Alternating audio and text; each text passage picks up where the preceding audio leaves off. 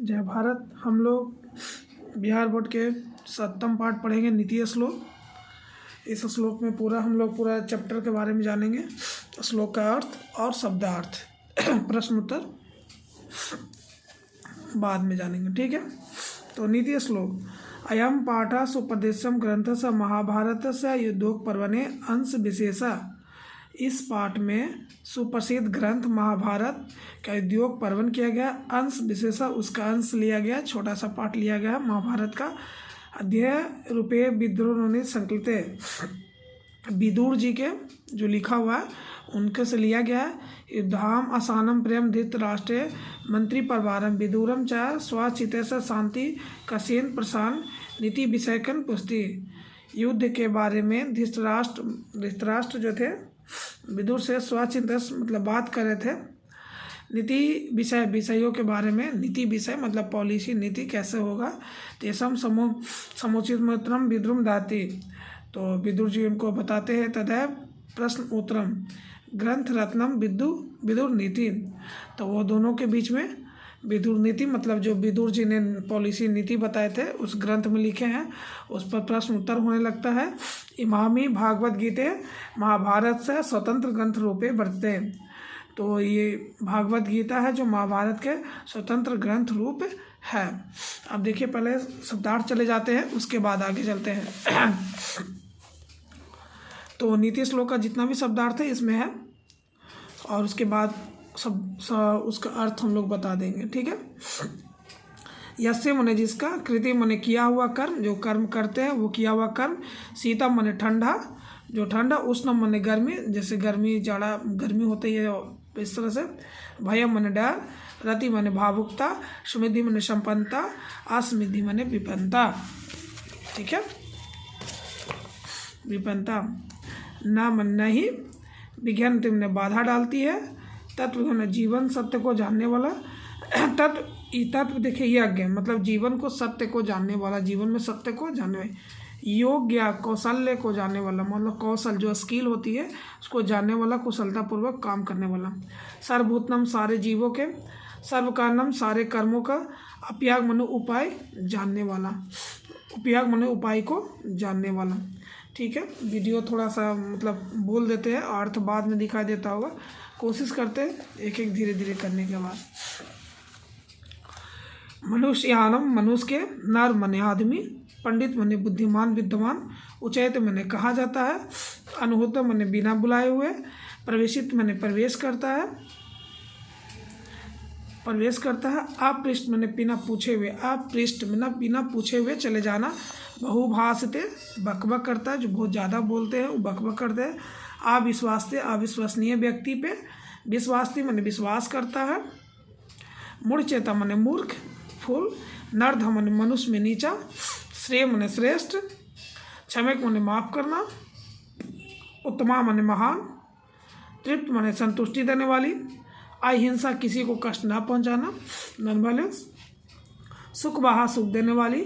त्रिविद्यम तीन प्रकार के, ठीक है। अभी और शब्दार्थ, बहुत सारे शब्दार्थ है, और उसको हम लोग इसका उपयोग करेंगे।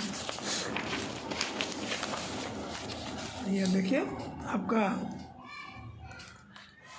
नरक से मने नरक का। इदम मने यह, जैसे यहाँ कुछ है। द्वारा मने द्वार। तस्मात् मने इसीलिए। एतत् मने इन। त्रय मने तीनों को। तेज मने त्याग देना चाहिए। भूत मने ऐश्वर्य को। इच्छत मने चाहते हुए। पुरुषेन मने व्यक्ति द्वारा। यह मने या। खर्च मने छह। दोष मने दुर्गुण मतलब दोष, उसमें कोई मतलब खराबी। दीर्घ सूत्रात काम टालने की प्रवृत्ति, जो काम को टालते हैं उनको कहते हैं दीर्घ सूत्रात। सत्येन मने सत्य वचन से। रक्षेत मने रक्षा होती है।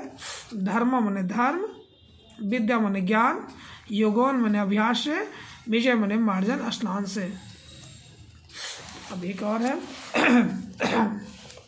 बहुत ज़्यादा शब्दार्थ है, लेकिन ये शब्दार्थ जान लीजिएगा तो टोटल अर्थ निकाल लीजिएगा नीति श्लोक का। रूपम मने सौंदर्य क्रांति। कुलम मने वैश्य परिवार। बीतेन मने सदा आचरण। सुलभ मने आसानी से मिलने वाले। पुरुष मने लोग।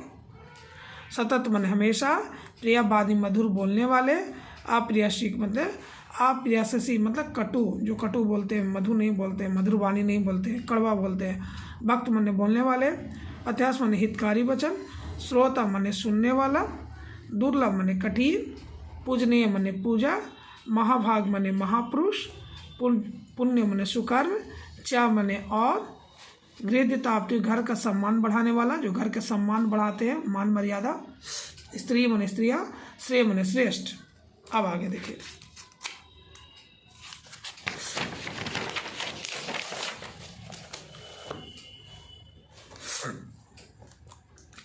गृहस्य मने घर का, उक्त मने कहा गया, तस्मात् मने इसलिए, रक्षाय मने रक्षा करने योग्य, विशेषता मने खासकर, आकृति मने अप्यासी बदनामी, जो आकृतम, विनय मने विनम्रता, हंत मने नष्ट करता है, अन्य मने जुलम, पराक्रम मने पौरुष, आलक्षण मने कुलक्षण वाले। अब है नीति श्लोक का अर्थ, तो हम लोग बुक से कर लेते हैं, उसके बाद इसे हम लोग करते चले जाएंगे। यस्य कृतं नाभिगंति शीतम उष्णम भयरति अस्मिदम सुविदितम स पंडिते उचित। कह रहे हैं जिसके कर्म या धर्म को, जिसके कर्म मतलब कोई काम कर रहे हैं, कर्म या धर्म को जाड़ा गर्मी मतलब ऋतु से डर लगता है, कभी गर्मी से कि गर्मी लग रहा है, कभी ठंडा लग रहा है, भय या भावुकता मतलब डर रहे हैं या इमोशनल है, भावुकता है, ये सब संपन्न होते हैं या ऐसे व्यक्ति प्रभावित नहीं करते हैं उसे, मतलब जिसको यस्य कृतम ना बिघंति शीतम भयरति। कह रहा है कि जिसको गर्मी ठंडा, शीत गर्मी ठंडा भय या भावुकता संपन्न नहीं रहता है, उससे विपन्न, ये जिस पर कोई प्रभाव नहीं पड़ता, वैसे लोग को पंडित कहते हैं। समझ गए? मतलब जिस पर किसी भी परिस्थिति में वो अपने काम के प्रति लगे हुए रहते हैं, अपने काम करते रहते हैं और वो काम को अपना पूरा करते हैं, चाहे जाड़ा लगे या गर्मी लगे या भावुकता या डर, ये सब चीज़ से दूर रहते हैं, मतलब कोई प्रभाव नहीं पड़ता इनके काम में, इनके कर्म में, वैसे हम लोग उसे पंडित बोलते हैं, न कि जात वाले पंडित, मतलब जो पढ़े लिखे ज्ञानी होते हैं। ठीक है, पहला श्लोक समझ गए, आशा करते समझ गए होंगे। मतलब कहने का मतलब है जिनको न गर्मी, जिनके काम करने में न गर्मी, न जाड़ा, न भय, न भावना भावुकता कुछ भी नहीं रहे, वो अपने काम में सिर्फ लगे रहे। जैसे कितना लोग बोलते हैं अभी गर्मी है बाद में पढ़ेंगे, ठंडा है तो बाद में पढ़ेंगे, इस तरह से। तथापि सर्वभूतनम योगम का सर्व कारणम उपयोग मनुष्यम नारम पंडिते उचिते। तो नीति जी जो विदुर थे, विदुर साहब, युधिष्ठिर के प्रश्न का उत्तर देते हुए कहते हैं कि उसी मनुष्य को पंडित कहा जाता है जो जीवन का सत्य मतलब जीवन का रहस्य को जानता है और कार्य कुशल से करता है, मतलब जीवन का रहस्य को समझता है, कार्य को कुशल से करता है, परिस्थितियों में भी अनुकूल रहता है, अनुकूल आचरण करता है, जैसे परिस्थिति हो वैसे अनुकूल आचरण करता है, वैसे ही पंडित कहा जाता है। ठीक है, तीसरा श्लोक का अर्थ होगा अनहूतम प्रविष्टम अप्रविष्टम बहुभास्ते अविश्वास से विश्वास्ति मूढ़ चेता नरधर्म। तो देखिए मूढ़ चेता आया था, तो इसका अर्थ होता है कि धर्म का अनहूतम प्रविष्टम अप्रविष्टम बहुभास्ते, जो बिना बुलाए आ जाते हैं, जो व्यक्ति बिना बुलाए किसी के पास आते हैं, बहुभास्ते मतलब बकबक करते हैं, बिना बोले, जिन्हें उनको बोलने की ज़रूरत नहीं वहाँ भी बकबक करते हैं। अविश्वसनीय मतलब अविश्वसनीय, जिस पर विश्वास नहीं किया जाए वैसे बातों पर वो विश्वास करते हैं, ऐसे हृदय वाले व्यक्ति को मूर्ख कहा जाता है। ऐसे हृदय वाले को मूर्ख मतलब अर्थात हुआ कि जो बिना बुलाए पहुंच जाते हैं और उनकी ज़रूरत नहीं फिर भी वो बहुभाषा बकबक करते रहते हैं। अविश्वास चीज़ पर, जो विश्वास करने लायक चीज़ नहीं उस पर विश्वास करते हैं, वैसे लोग को मूर्ख कहा जाता है। अब आगे है एको धर्म परम श्रेष्ठम शांति रूपतम विधेयक परम तृप्त अहिंसकम सुखबाहा। तो चौथा है कि एको धर्म पर, जो धर्म का पालन करता है, जो एको धर्म को श्रेष्ठ पालन करता है, क्षमा विद्या को प्राप्ति या किसी को कष्ट नहीं पहुंचाता है, मतलब धर्म का पालन करता है, विद्या की प्राप्ति करता है, किसी को कष्ट नहीं पहुंचाता है, ये जीवन सुख प्रदान करने वाले होते हैं। जो भी व्यक्ति हो धर्म का पालन करता है या विद्या की प्राप्ति करता है या किसी भी व्यक्ति को कोई कष्ट पहुंचाता नहीं है, तो वैसे व्यक्ति बहुत सुखी रहते हैं। वो सिर्फ धर्म का पालन करते हैं, वैसे व्यक्ति सुखी रहते हैं। इसमें कोई भी तीनों में से एक काम वो करेंगे तो वो सुखी रहेंगे। या धर्म का पालन करेंगे तब भी वो सही से चलेंगे, क्षमा करेंगे तब भी ठीक है, क्षमा में भी खत्म। विद्या की प्राप्ति करेंगे तो ज्ञान आएगा तो आप अच्छे कार्य करिएगा, और किसी को कष्ट ना पहुंचाने वाले भी कार्य करिएगा तो ये सुखी भय अहिंसक है। त्रिवेदा नरक द्वारम नाशनम वतम काम क्रोधस लोभस त्रिजतम। जो कह रहे हैं इसमें कि काम, क्रोध और लोभ। काम लोभ, जो लोभ करते हैं हम लोग, क्रोध तो पता है, ये 3 प्रकार का आत्मा को नाश करने वाला द्वार है। अर्थात आत्मा को इसलिए तीनों प्रकार को त्याग देना चाहिए। काम क्रोध और लोभ को त्याग देना चाहिए, क्योंकि ये आत्मा को नाश करता है और आत्मसम्मान को भी खराब लगता है। हर्ष दोषा प्रश्न हत्याम भूतिमिस्तम निंद्रा तंत्रम भयम क्रोधम आलस्यम दीर्घम सूत्ररात। तो कह रहा है मनुष्य के 6 प्रकार के दोष होते हैं, ये 3 प्रकार को त्याग देना चाहिए। और 6 प्रकार के दोष क्या क्या होते हैं? निंद्रा, तंद्रा, भय, क्रोध, आलस्य और दीर्घ सूत्र, मतलब ऐश्वर्य धन की प्राप्ति में बाधक बनाने वाले होते हैं सुखी समय। कौन कौन? निंद्रा, तंद्र, भय, क्रोध और आलस्य। अगला श्लोक है सत्येन रस्ते धर्मम विद्या योगेन रस्ते विजय रस्ते रूपम कूलन वित्तेन रस्ते। तो सच बोलने से धर्म की रक्षा होती है। सत्य रस्ते धर्म है, सच बोलने से धर्म की रक्षा होती है। विद्या योग रस्ते मतलब निरंतर अभ्यास करिएगा, रोज रेगुलर पढ़िएगा, रोज अभ्यास करिएगा तो विद्या का अर्जन होता है। अर्थात स्नान आदि करने से सुंदरता कायम रहती है, मतलब डेली स्नान करिए तो सुंदरता कायम रहती है।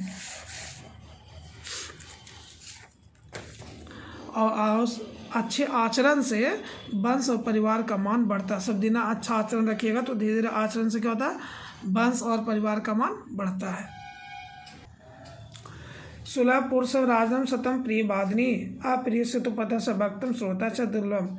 इसमें विदुर जी कहते हैं हे राजन, बोलते हैं विदुर जी कहते हैं हे राजन, मधुर वचन बोलने वाले आपको और सुनने वाले, मतलब मधुर मीठा बोलने वाले और मीठा सुनने वाले हमेशा आसानी से मिल जाते हैं। लेकिन ऐसे कम ही लोग हैं जो आपको, कम ही लोग हैं जो हितकारी बोलेंगे, कटु वचन बोलेंगे। कटु वचन जो आपको दुखित नहीं करता है, बहुत कम लोग हैं जो आपको कटु वचन मिलने वाले होंगे, मतलब आपके बारे में बताने वाले, सत्य के रास्ते पे बताने वाले, सही गलत को डायरेक्ट बोल देने वाले आदमी कम मिलेंगे। पूजनीय महाभागम पुण्यस्य गृहदेवते स्त्रीय शीर्षम घृतसम सदृशम विशेषता। स्त्रियाँ घर की लक्ष्मी होती है, इसकी सदा प्रयास और सद्व्यवहार से घर की इज्जत बढ़ती है। महापुरुषों की जन्मदात्री होती है। हाँ, जितना भी महापुरुष है सब तो स्त्री से ही जन्म लिया है, तो जन्मदात्री है, इसलिए स्त्रियों का स्नेह होना चाहिए, स्त्रियों का रक्षा करना चाहिए। मतलब कहने का मतलब स्त्रियों घर की लक्ष्मी होती है, इसका हमेशा प्रयास होता है सद्व्यवहार रखने के लिए, घर की इज्जत बढ़ाते हैं। और जितने भी हैं महापुरुष हो चाहे जो भी हो, ये महापुरुष जो जन्म को देती है महापुरुष लोगों को, इसलिए स्त्रियों को रक्षा करना चाहिए। आकृति विनम्हांति हते प्रक्रम हाथि नित्यम समम क्रोधमय सम हति लक्षणम। कह रहा है कि विनम्रता को दूर करता है, विनम्रता को अपयास को दूर करता है, प्रक्रम जुल्म को नाश करता है, जो बहादुर होता है वो जुल्म को नाश करता है। क्षमा करने से क्रोध नष्ट होता है। अगर आप गुस्सा में हैं, क्रोधित हैं, तो क्षमा कर दीजिएगा तो आपका क्रोध नष्ट हो जाएगा। तथा सदाचारण से कुलक्षण का, सदा अच्छा आचरण रखिएगा तो सदा अच्छा आचरण से कुलक्षण का दूरी होता है, मतलब बुरी आदत से दूर की होती है। समझ गए? तो इस तरह से आपका ये 7वां अध्याय नीति श्लोक समाप्त हुआ। और आगे इसका प्रश्न उत्तर के लिए देखिएगा, इतना में आपसे बन जाएगा। विदुर का अस्ति, विदुर क्या है, मूर्छन कौन सा नरधम तो जो मूर्ख होता है, जो बकबक करता है, बिना बुलाए आता है, वैसे इस तरह से बना लीजिएगा। जैसे त्रिविधि नरक द्वार 3 कौन थे? जो नरक तल काम लोभ ये सब क्या थे? नरक के द्वार थे, 3 पढ़े थे हम लोग, काम क्रोध और लोभ, काम क्रोध और लोभ। तो इस तरह से ठीक है। अब सब श्लोक का अर्थ देख लीजिए, लिख देखें इसको आराम से। तो अर्थ बता दिए थे, ये आपका अर्थ लिखा हुआ है। ये पहला श्लोक हो गया।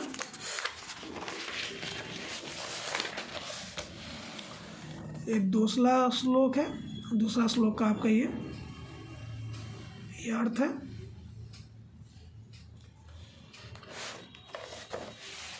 ये तीसरा श्लोक है आपका जो बिना बुलाए आते हैं और बकबक करते हैं वो। ये आपका चौथा श्लोक है जो धर्म को मानते हैं या माफ़ करते हैं या शांति रूप से रहते हैं, वो उनका जीवन सुखमय होता है। ये अभी त्रिविद्या जो नरक का द्वार था, आप उससे आराम से बना लीजिएगा अर्थ। काम क्रोध लोभ, काम क्रोध तथा लोभ।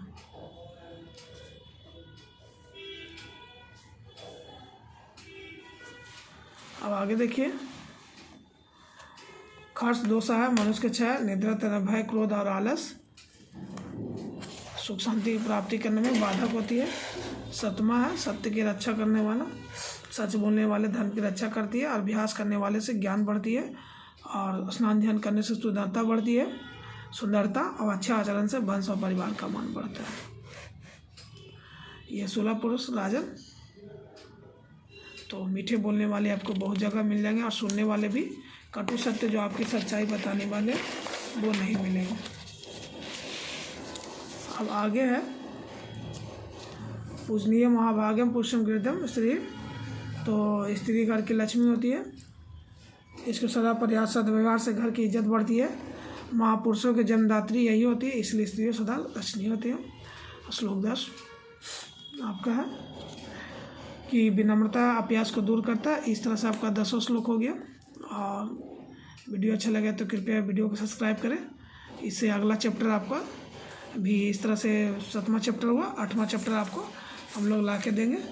अष्टम पास करमवीर कथा, और इसका प्लेलिस्ट बना दी है, सब लगातार है। प्लेलिस्ट में जाइएगा तो आपको ऐसे 1 से 7 तक की वीडियो, 6 तक है, ये 7 तक मिल जाएगा। और सब्सक्राइब कर दीजिएगा तो आने वाला वीडियो आपको मिलेगा। तो सब्सक्राइब जरूर कर दीजिएगा। धन्यवाद। जय भारत।